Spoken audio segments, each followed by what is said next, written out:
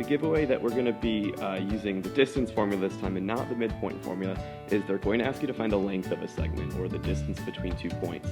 If you don't see that word and just look at the 2 coordinates, some people aren't sure if they're doing midpoint or distance, so just read carefully and see what they're asking. If they're asking for length, they're asking for distance formula, this thing up here. Also note that they're asking you to find the approximate answer, meaning that decimals are okay. When we're finished with this, we're going to be taking a square root. If that number happens to not be a perfect square, we are going to use a calculator and get an approximate answer with decimals. If it says the exact answer, we'll have to do something different. I'll show you a video about one of those.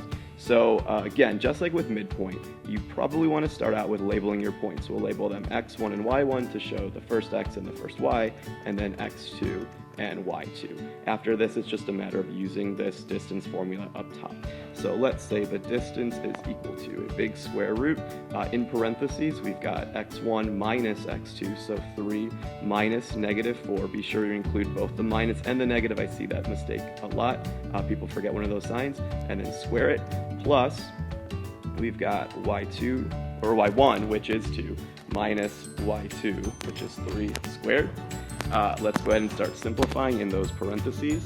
-3 minus -4 is a positive 7 in parentheses squared, plus 2 minus -3 is -1. Keep that -1 in parentheses. That's going to be really important in a second.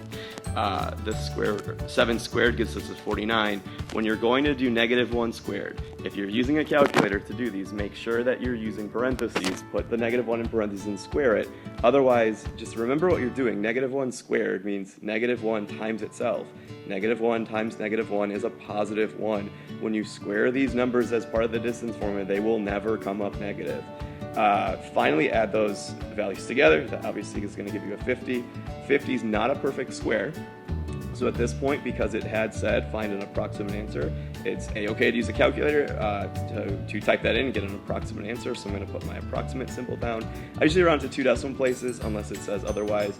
That comes up to be about 7.07 units. We don't know if it's inches or feet, so we'll just say units for right now.